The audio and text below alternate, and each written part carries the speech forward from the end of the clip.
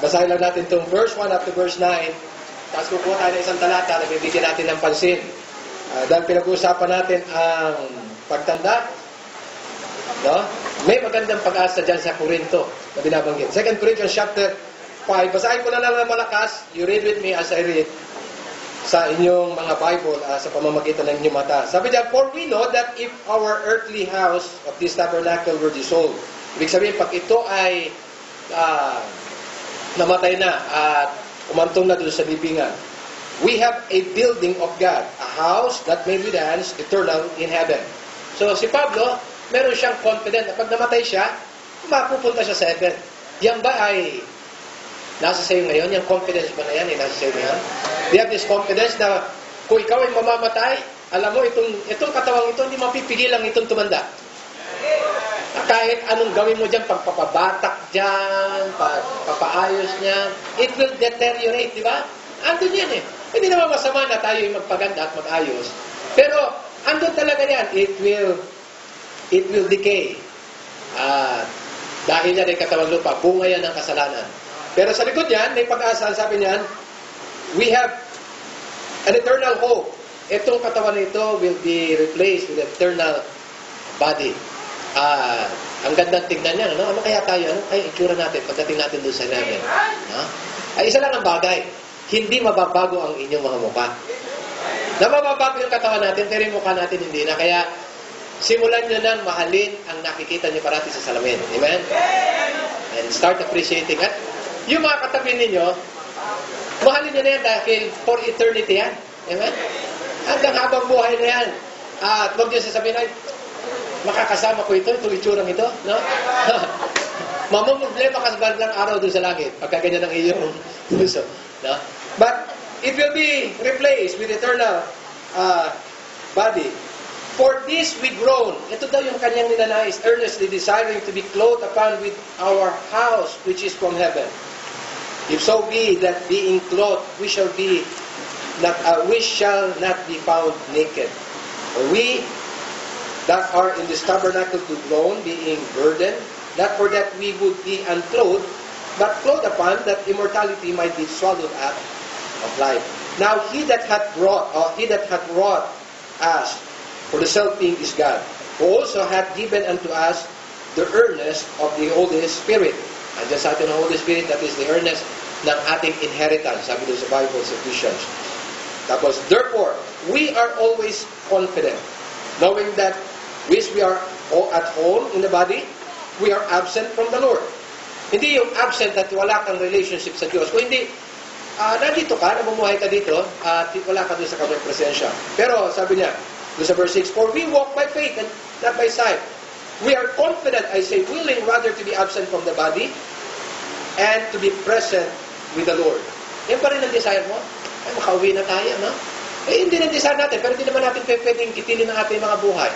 No? At para tayo, si Jim Georges ba yun, yung nagsama-sama, 900 people o 700 people, nilason niya para makarating na doon sa heaven. Hindi tayo ganun. Dahil meron pinagagawa ang Diyos, kaya tayo nandito. Kaya sabi ni Pablo, wherefore we labored, that whether present or absent, we may be acceptable to Him. Ako naniniwala para maging katanggap-tanggap tayo sa ating Panginoon habang nandito tayo. We should live by faith. Living by faith. Sabi dito sa verse 7, for we walk by faith. Living by faith. I want to pray. Father God in heaven, once again we are thankful for this night that you have given us. We recognize, Panginoon Diyos, na ang katawang ito ay patuloy na nagugulo, patuloy na nangihina. In fact, Panginoon Diyos, dahil sa labor, dahil sa mga trabaho, ang katawan nito ay napagod. Biyaan mo, Panginoon Diyos, na paribagang kalakasan habang sa mga oras ito ay hugutin namin ang aming mga sarili sa pagkikinig ng Diyos salita. Pagpalain niyo po kami, pagpalain niyo ang mensahe, pagpalain niyo mga salita na lalabas sa aking bibig na magbigay hamon sa lakasan, inspirasyon sa buhay ng mga mananampalatayang narito na diyaron. May tawag dito ng Dita Save na walang katiyakan na langit ang kanyang patutunguhan. Siya ay hanggang sa ngayon ay walang pag-asa at hindi nakatanggap ng pag-asa ng buhay na walang hanggan. Malahin po sa gabi nito, Buksan yung kanyang puso, Panginoon Diyos. Saliksikin ang paraan ninyo kung paano siya makakatanggap ng kaligtasan ng buhay kay Kristo. Yung pagpalain ito sa pamamagitan ng inyong Espiritu. At natin ito yung aming dalangin sa matamis sa pangalan ng aming Panginoon Jesus. Amen. Sige, magsipo na tayo. Alam niyo, mayroong 774 words. 774,000 plus word ang Bible. No? 700, actually 700. May iba, nagsasabi, 773,746. No? Pero may mga iba, 774,746 words. Kung ano man ang ginamit nila para bilangin yung salita na yan, it is a lot of words na nakalagay dyan sa Old and New Testament sa ating King James Bible. No? At ang bawat salita ng Diyos ay napakahalaga. Every word is important. Pinag-aralan natin ito sa ating Bible School. Lahat ng salita ng Diyos na nandito sa ating Biblia, na tangan-tangan niya, ito ay na-translate mula sa Hebrew and Greek sa English. Ang bawat salita na nandito ay napakahalaga. Bakit? Dahil ito mismo ay salita ng Diyos. Inihinga ng Diyos, ibinigay ng Diyos. Hindi yan galing sa tao, bagamat tao sumulat, pero hindi galing sa tao ang kaisipan. It came from God. Sabi nga dun sa Psalm 68, verse 10, God gave the word. Ang Diyos ang nagbigay ng salita. At nakapasalamat tayo, tangan natin ngayon, ang dalisay na salita ng Diyos. Pwede natin sabihin, ito'y walang mali. No? Ito'y naglalaman ng katotohanan. At kung ikaw ay nagsasaliksik ng katotohanan, matatagpuan mo yan dito sa Bible. Ang kinakailangan lang, ang iyong puso ay tumugma sa ibinibigay na revelasyon ng Diyos. Yun lang ang naisin ng Diyos, na ikaw ay tumugma at sumang-ayon sa sinasabi ng salita ng Diyos. So dito matatagpuan natin ang katotohanan. Maraming mga salita, mga words na ginamit, pero kung ating sisipatin at bibigyang halaga ang mga salita, there about, siguro may mga, kung lalagay natin sa first 10 most important word na ginamit at binanggit dito sa Biblia, ako'y naniniwala na nasa top 10 ang salitang faith. Top 10 yan. One of the most important words sa Bible. It was mentioned 331 times, no? sa ating Biblia. Actually, very few ang pagkakagamit ng word of faith sa Old Testament. I think about 3 or 4 times binanggit yung word na yan. But in the New Testament, it was used so many times. Faith. To live by faith is the most exciting kind of life na maaari natin may pamuhay dito. Exciting yan. Faith. Ang pananampalataya, kaya napakahalaga niyan dahil ito yung pintuan, it is the door for justification. Ito yung pintuan na magbubukas sa iyo para ikaw ay maging katanggap-tanggap sa Diyos. Na ang kasalanan mo ay mapatawad at ikaw ay madeklarang parang hindi nakapagkasala. Sabi nga doon sa Romans chapter 3 verse 28, therefore, we conclude that a man is justified by faith. Ang tao ay nakawalang sala o diniklara ng Diyos na para bagang walang kasalanan. Dahil sa pananampalataya. At yung pananampalataya na yan, may object yan. Yung pananampalataya na yan ay nakasalang at nailagay sa pangalan ng ating Panginoon Jesus. Yung word justified, napakagandang salita yan kung pag-aaralan because it is a, ano yan kumbaga sa korte, kadalasan ginagawa niya to be justified. No? Sa ating kaisipan, sa masimpleng pagpapaliwanag, pwede mo masabi na justified, ito.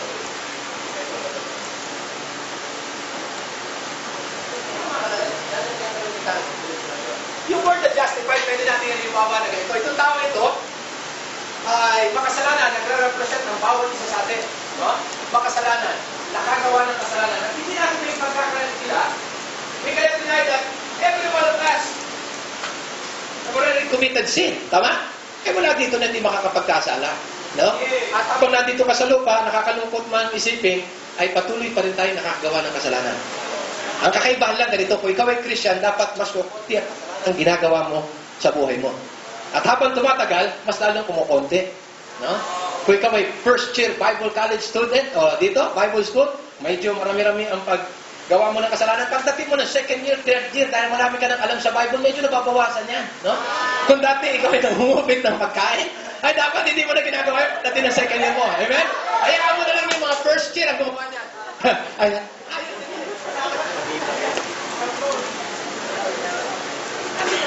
microphone natin. Wala lahat baterya. Hello, testing. Ayan, so.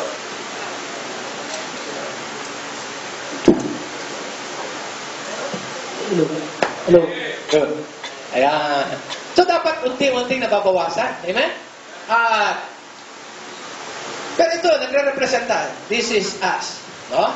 At, i-representa natin, hindi man natin tanggapin, pero gagawin natin ilustrasyon. Ito ang Diyos. Amen? Kasi nakaitim ngayon eh. O sige, tingnan natin, ano? Halimbawa lang siya ang Diyos. Ito tayo. Kung titignan ng Diyos ang tao, walang iba makikita ang Diyos sa ating puso kung hindi kasalanan. No? Kaya nga tinawag tayong sinner. At ang sinner, saan pupunta ang kasalanan? Sa impyerno. Yan ang sinabi ng Bible, for the wages of sin is death. At yung death na yun, binanggit sa Revelation, is to be cast into the lake of fire. Hindi maganda ang impyerno. Marami nagsasabi, uy, pag napunta ako sa impyerno, fiesta kami doon, dami namin barkada doon, doon kami mag-iinuman. No? Pero isang kalokohan ang isipin ng ganyang isipan. Kapagkat sa impyerno, walang anumang kasiyahan. I believe no one will desire, if you're going to be in the right mind, to desire to go to hell. Pero yun ang sitwasyon ng makasalanan. No? At dahil sa kasalanan, hindi ka makakapasok sa presensya ng Diyos. Pero may ginawa ang Panginoon. No? Alam ng Diyos na siya'y makasalanan, patungo sa impyerno, at wala kang anumang bagay na magagawa para mabayaran ang iyong kasalanan. Bakit? Kasi yung bayad, sabi ng Bible, is death. For the wages of sin is death. Para siya napawalang sala, kumuha ang Diyos ng paraan. Mas malaki. Nasaan yung mas malaki natin dito? Ayan, ito si... Halika dito, JJ. Malaki kayo. Yan. Maganda naman ang iyong ilustrasyon eh. Ito kunyari si Jesus Christ. No? Oh, see? At si Jesus Christ was sent by the Father to die for our sin. Namatay siya para sa ating mga kasalanan. At kung ang tao ay tatanggap kay Jesus Christ, ang sabi ng Bible, yung katuwiran na kay Kristo, ilalagay sa iyo ng Diyos. So, ibig sabihin, you will be overcome by the Lord Jesus Christ. Ang Diyos ngayon, hindi niya na nakikita siya bilang isang makasalanan, kung hindi yung katuwiran ni Jesus Christ ang nakikita. Yun ang ibig sabihin ng justified. Ikaw ay napawalang sala through the death, burial, and resurrection of Jesus Christ. Pero hindi mo magagawang hindi mangyayari sa iyong buhay yan kung hindi mo tatanggapin si Jesus Christ bilang sarili mong tagapagligtas. And praise God, noong 1979, ako ay tumanggap kay Kristo. Isang makasalanan, pero ngayon ay tinawag ng Diyos justified. At yung justification matatanggap by faith. Hindi by works, hindi because of your good work or religion, but because of your faith in Christ Jesus. So pag tinignan na ngayon ng Panginoon, ng Diyos, ang pangalan mo kapatid? James, no? Ang nakikita na ngayon ng Panginoon si Jesus Christ. Ang sarap ng ganyan, amen? Pwede kang makapamuhay ng may maayos na relasyon sa Diyos dahil ikaw ay pinawalang sala ng Panginoon Jesucristo. Maraming salamat. That is the door. Thank you very much. No? Gusto mong maging tigasin. Ito talaga. Ayaw mo po. To be justified. No, ikaw ay napawalang sala. And that is the door for justification. If you want to receive justification from God, ay kailangan mo lang gawin, tanggapin si Jesus Christ. At kilalanin na sabihin, Panginoon, ako rin ay makasalanan. At wala akong magagawa para maging katanggap-tanggap ako sa inyong harapan. Gagawin kong tagapagligtas ko si Kristo. The moment that you will receive Jesus Christ, you will be justified. It is the door for justification. It is also the hand that can hold the invisible thing. O yun yung kamay na nakakahawak ng invisible na hindi nakikita. Romans chapter 4 verse 19, ang sabi diyan, and being not weak in faith, he considered not his own body now dead, speaking to Abraham, when he was about 100 years old, neither yet the deadness of Sarah's womb. He staggered not at the promise of God through unbelief, but was strong in faith, giving glory to God, being fully persuaded that what he had promised, he was able also to perform. Believing, siya'y lumalakad at naniniwala, he will receive the promised Son. Hindi pa niya nabibigay at hindi pa niya nakukuha at nahawakan as if he is already holding it by faith. Faith is the eye that can see the unseen. Sabi doon sa Hebrews chapter 11 verse 7, by faith Noah being warned of God of things not seen, as yet moved with fear. By faith Noah being warned of God of things not seen. Ano yung hindi niya nakita at hindi pa nakikita? Yung umulan. He was warned that God is going to bring flood that will cover the whole earth. Not yet seen, yet moved with fear, prepare an ark to the saving of his soul, of his house, by which he condemned the world, and became heir of the righteousness which is by faith. It is the eye that can see the unseen. Yung binasa natin kanina sa Corinthians, paano nalaman ni Pablo that he is going to be clothed with immortality? Why? Because of faith. Faith is the eye that can see the unseen. Faith is the act that makes the impossible possible. Yung impossible, no? Impossible thing to be made possible for us. Sabi ni Jesus Christ sa Mark chapter 11 verse 22, and Jesus answering said unto them, have faith in God. For verily I say unto you that whosoever shall say unto this mountain, be thou removed, and be thou cast into the sea, and shall not doubt in his heart, but shall believe that those things which he saith shall come to pass, he shall have whatsoever he saith. It is an act that makes the impossible made possible. Yung tingin mo na, hindi pwede mangyari yan eh. But if you're going to act in faith, believing in the Lord, it shall be done unto you. Faith gives enlightenment. Gusto mong magkaroon ng kaliwanagan? Sabi ng Bible, faith is the one that will give enlightenment. Hebrews chapter 11 verse 3, through faith, we understand that the worlds were framed by the word of God, so that the things which are seen were not made of the things which do appear. It gives us enlightenment. As you read the Bible, makikita mo, talagang, yung nagke-claim ng nagsasabi na sila'y nagpakapantas at nagpakatalino, nagpakadalibhasa. So magsasabing, ay, ang tao, galing yan sa maliit na organismo, naglamulan, nakapunta sa nagsumpay, at nagpapalpan. At sa bilyong taon, ay nagkaroon ng paa, nakalakad, yung bundok niya nawala, yung balahibo niya ay nawala, at ngayon, ito na siya. Aha!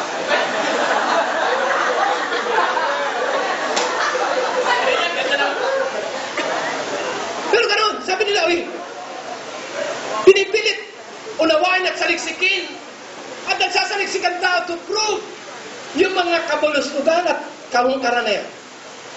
But if you're going to put your faith and trust in the Word of God, you will understand that there is something supernatural. There is a God in heaven who created all these things. Tapos magbibigay sa iyo ng meaning ng buhayan, sa buhayan. It gives enlightenment. Si Jesus Christ, ang sabi ng Bible, He is the light of the world. He is the light. He came to give us enlightenment. Saka ko na lang i-preach ang tungkol sa kay Jesus Christ as enlightenment or light. Faith is precious. Sabi ng Bible that the trial of your faith being much more precious than gold. Don't you know that your faith is more precious than gold? That perisheth? Napakahalaga niyan. No? Yung iyong natanggap na pananampalataya is so precious. Pinangangalagaan mo ba yung pananampalataya na yan? Ha? Did you enjoy possessing that precious faith? Ha? Kaya ako'y tuwa ako isipin mo.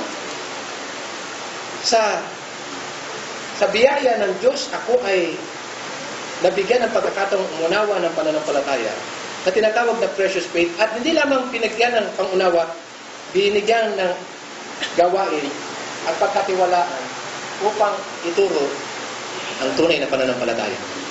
Ay, sarap yan.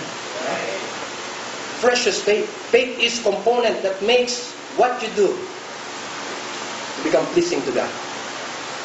Yung ginagawa mo para maging pleasing, sarapan ng, ano yung mga bagay? Bigyan mo ang Diyos ng 1 billion. Sabi ng Diyos, uy, ulang ako dyan eh. Hindi naman eh, di ba? Pero alam niyo ba, pagka sinangkapan mo ng pananampalataya ang bagay na ginagawa mo, that will make simple thing sa harapan ng Diyos to be pleasing, delightful in His sight. Sabi doon sa Hebrews chapter 11 verse 6, for without faith, it is impossible to please God. It is impossible to please God. For he that cometh to God must believe that He is, and that He is a rewarder of them that diligently seek Him. Yun yung pinakasusi. Na pag may gagawin ka sa Diyos, para ang Diyos ay matutuwa sa iyong buhay, sangkapan mo ng pananampalataya ang iyong mga ginagawa. Faith is the key that unlocks the doors to all God's promises. Yan yung susi. Parang pintuan, ang daming pintuan sa heaven. No? At ang pintuan din ay naglalarawan at naglalaman ng mga pangako ng Diyos. Gusto mo yung pangako ng Diyos ay ma-experience mong nasasakatuparan sa buhay mo? Ang susi niyan yung pananampalataya.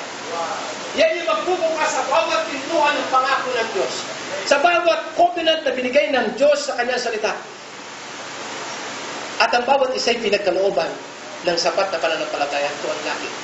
Hindi lang yan para doon sa mga pastor, hindi lamang yan para sa mga misyonaryo, hindi lamang yan para lamang doon sa mga nagpakabanan, kundi sa bawat isa sa atin. Sabi nga doon sa, I think, tingnan ko lang ha. Hebrews chapter 12 verse 4. Tingnan niya. Hebrews chapter 12 verse 4.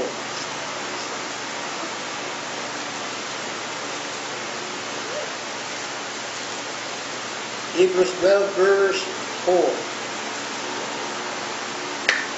Or rather verse 3. Sabi niya, for I say, to the grace given unto me, to every man that is among you, not to think of himself more highly than he ought to think, but to think soberly, according as God hath dealt to every man the measure of faith. The measure of faith. Mali tayo, Romans chapter 12. Sabi ko ba Hebrews? Mali ang pandinig nyo. Maliwanag ako dito. Hindi mo narinig.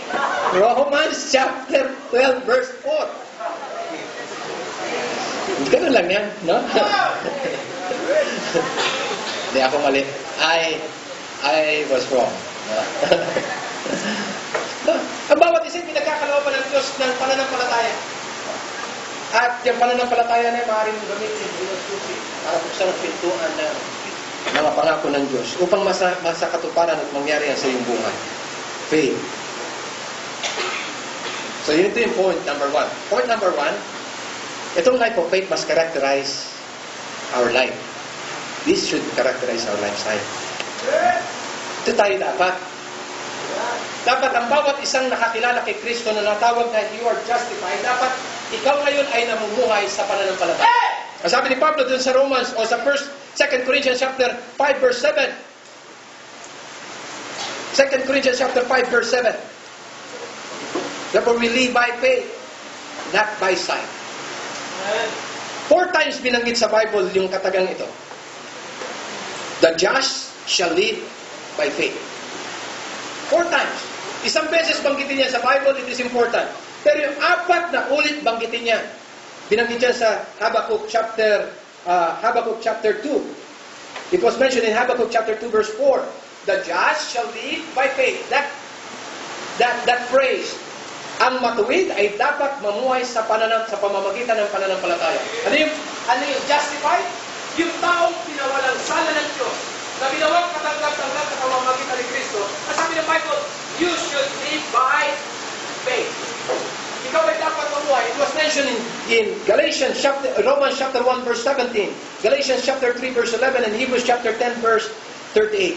4 times binanggit ng Bible, the just shall live by faith. Now, living by faith is not living contrary to reality. Hindi naman ibig sabihin na ikaw ay mamuhay nang wala sa realidad. No? Na ikaw ay magsusuot ng camel's skin, no? Susuotan mo sarili mo na, maglalagay ka ng tali dito, mag-awa ka ng kanya, sabi ng Bible, mamuhay daw tayo sa pananampalataya. Sisigaw ka niya, malapit nang dumating ang Panginoon. Hindi yun ang ibig sabihin niya. Na ikaw ay parang wala na sa realidad at wala na sa iyong kapanahonan. Hindi yan. It doesn't mean to live in darkness of uncertainty. Hindi ito yung buhay na bahala na.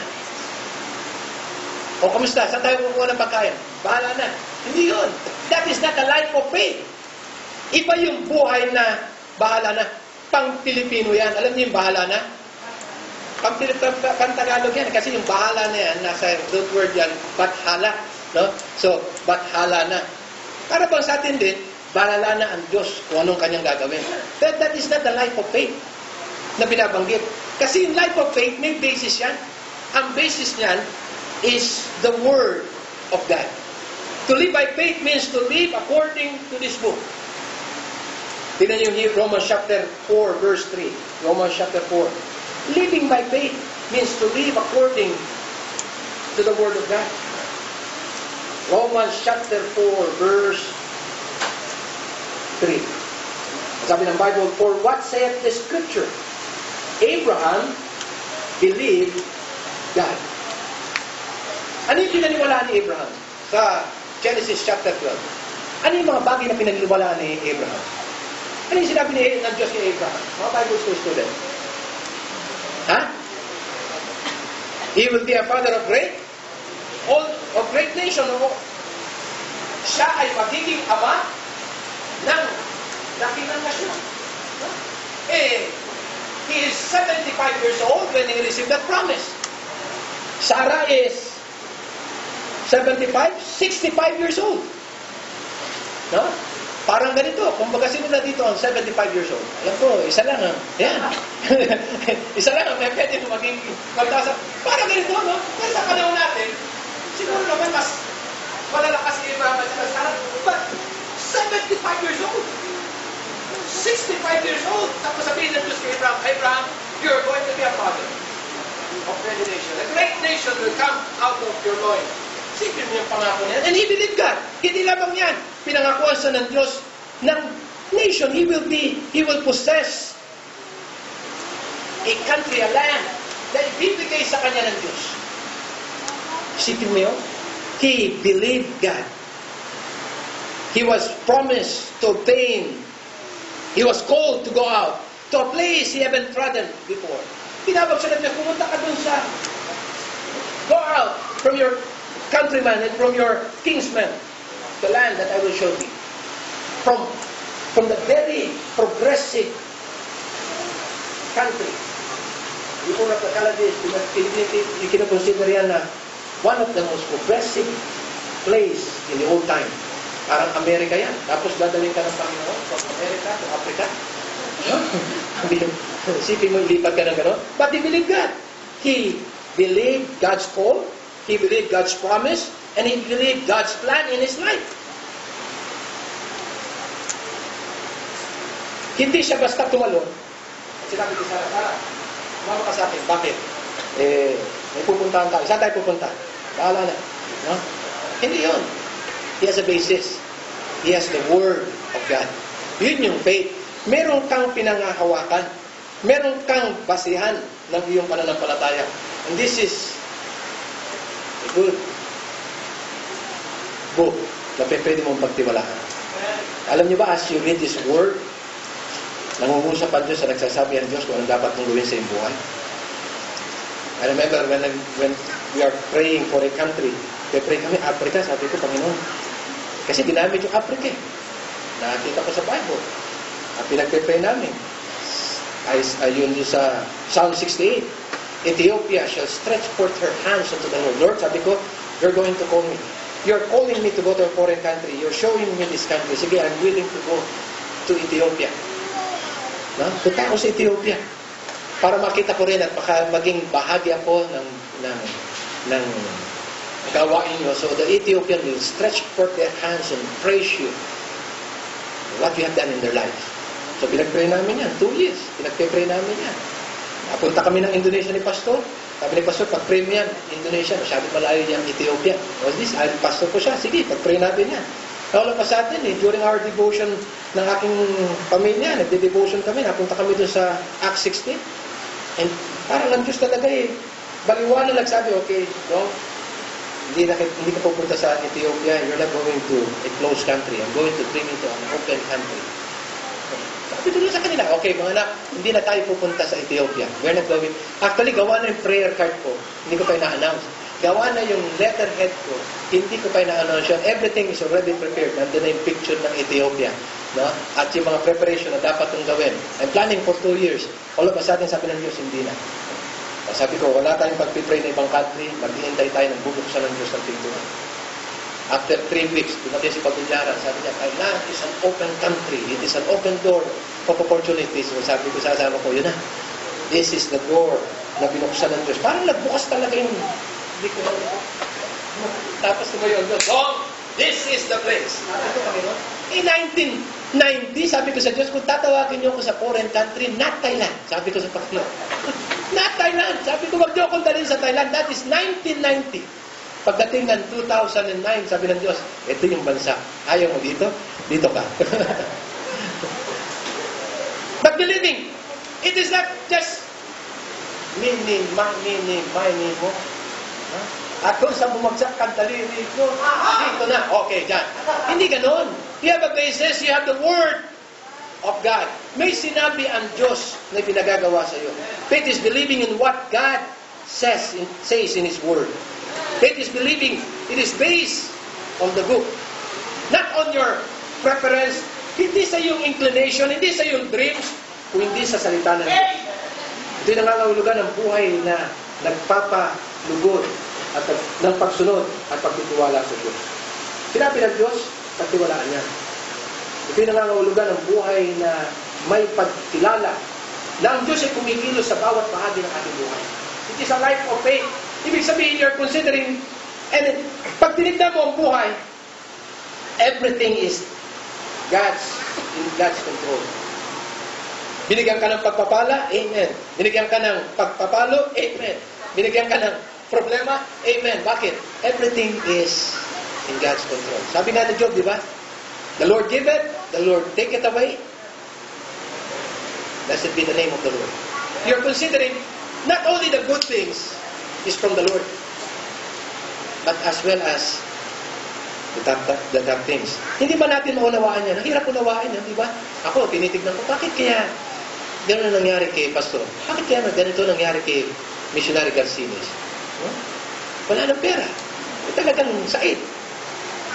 Pumunta sila dito, napunta sila ng Jose Reyes, magpapacheck up. Ang meron lang region sa Makati Med at saka sa St. Luke's. So, doon sila. Doon sa St. Luke's, nag-collapse. No? Wala ka ng pera, naisipin yung kaisipan na ito, wala ka ng pera, talagang sait. No? Tapos, nahimatay yung anak mo na naoperahan sa brain. Kinakailangan mailagay sa ICU, nag-usap yung tumawag sila sa Jose Reyes, walang bakante sa Jose Reyes, tumawag sila sa isang ospital, walang mas mahal, nag-decide sila, kinausap sila ng doktor, okay, let us put him in a private room. Total, pwede natin babayan up to 1,090. Pero pag uoperahan, ilabas natin. Maganda naman ang usapan. No? Pinasok. Dumating ako doon, may kayong offering, di ba? May offering, iba pa yung Wednesday, may offering. Tapos, binuo ng 10,000 pesos ni Pastor Romel. Pagdating ko doon, yun ang kinakailangan na halaga para ma-admit sila. Wala silang pera. Sabi niya, pagbigay ko rin. Pastor, ito yung pera. Diretso na sila doon sa ambulance kasi kinakailangan ma-admit eh. Nagbayad sila 10,000. Kaso nga lang, pagdating na alas 8, nagkumutos yung bata. Kinakailangan ng emergency operation. Alam niyo naman sa St. Luke's kung gano'ng kamahal doon. No? Mamamatay ka na sa pag-iisip ng pambayad. Pero i-operahan ka doon sa St. Luke's, one of the most expensive hospital dito sa Pilipinas. Pinasok. Within 2 days, nag-accumulate ang kanilang bill ng 181,000. Wala naman yung bulsa nila. Sabi niya, Pastor, talagang sakit ako ngayon. Wala na. No? They are just living daily for the provision coming from the people of God and from the Lord. Every day nananalangin sila. Na Lord, just sustain us dito sa aming pangangailangan. Minsan din natin maunawaan, bakit pinayagan ng Diyos yun? Wala naman pera eh. Bakit doon pa sa sitwasyon na yun? But we cannot explain everything. We just need to walk by faith that God is working and doing something in our life that we cannot understand, but He knows. And He doesn't need to explain everything to us. Hindi niya kinakailangan paliwanag lahat ang gagawin niya sa buhay natin. We just need to accept it by faith. Hindi na pinaliwanag ng Diyos, paano lumalambitin niyang mundo na yan. Kinakailangan pa ba sabihin ng Diyos kung paano niya ginawa yan at paano niya i-sustain yung earth? Paano na susustinahan ang lahat ng mga bagay sa universe? Hindi na kinakailangan explain yan sa atin. Hindi na kinakailangan explain kung paano niya ginawa lahat ng bagay. We just need to accept it by faith. Believing that He is sovereign and all-wise God. And He is doing everything for our good. That is living by faith. Hindi yung buhay, ang pananampalatayang pamumuhay, hindi lamang pang Wednesday at saka pang Sunday yan. It is a daily lifestyle that should characterize our life. Na pag may gagawin ka sa buhay mo, may desisyon ka gagawin sa buhay mo, tinatanong mo, Lord, is this what you want me to do? Mag-aasawa ka? Magbo-boyfriend ka? Papasok ka sa isang eskwelahan? Papasok ka sa isang trabaho? You're considering asking God, Lord, ito ba yung gusto nyo? Diba sabi ng Bible, in all thy ways, acknowledge Him and He shall direct thy path. You acknowledge God and He shall direct thy path. Kasi sa buhay natin, sometimes we are so promiscuous. Masyado tayong, lalo na pag nagpamadali na tayo, pagkalagay tayo sa kalagitnaan, no? Gusto natin umakto kagad without considering anything na may Diyos at meron siyang dapat na gawin sa ating buhay. Buhay na umaasa sa upang ma-experience natin at masakatsuparan sa ating buhay ang pangako ng Diyos. It is a distinct lifestyle. Kakaibang buhay yan. Because the world is trying to explain everything through their wisdom. In-explain lahat. Philosophy is trying to explain everything according to their ideology and belief. Atin ito yan. Fine. Pero sa atin, we explain things by faith and we act by faith. Another classic illustration is Moses. Ibigay ko lang yung Hebrews chapter 11 verse 24. Tignan nyo na lang yan. Nandiyan natin for the sake of time. So, it should characterize our life. Sino dito ang nasave na? Nasa kamay. Then you should live by faith. I should live by faith. I will base my life according to this book. Paano ako makikitungo sa tao? Paano katatakbo ang business mo? Paano ako makikipagtransact? Everything should be based on faith. Sabi mo, Pastor, pag ginamit mo yung Bible sa business ngayon ito, hindi ka uusan. Yun nga yung sinasabing by faith. Living contrary to the belief and philosophies of this world, but according to this book. Tignan niyo yung Hebrews, daanan natin. Hebrews 11.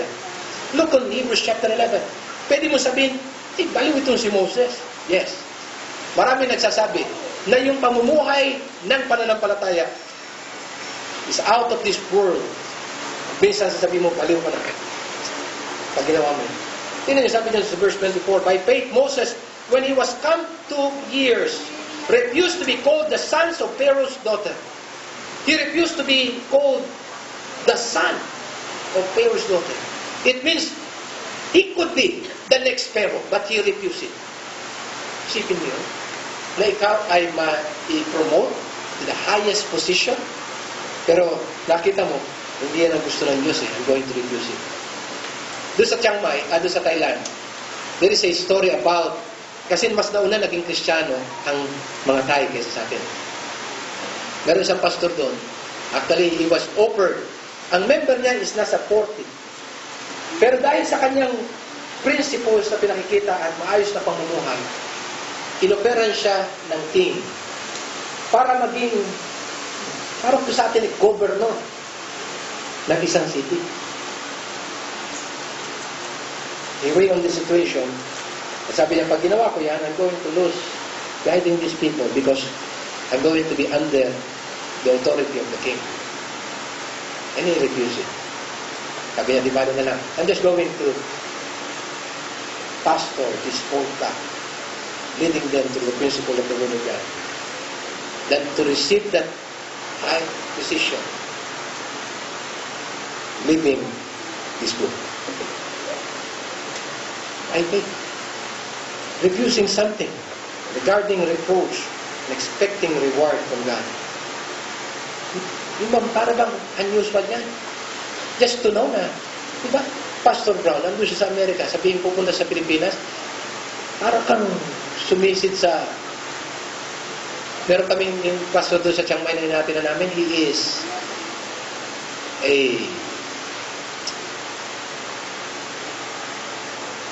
sa Air Force, ano siya,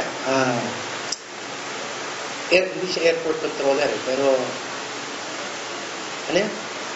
Air traffic controller. Siya yung nagsasabi sa aeroplano, alay, tsaka lang. Yan. Air traffic controller. Napakatalino. No? Nung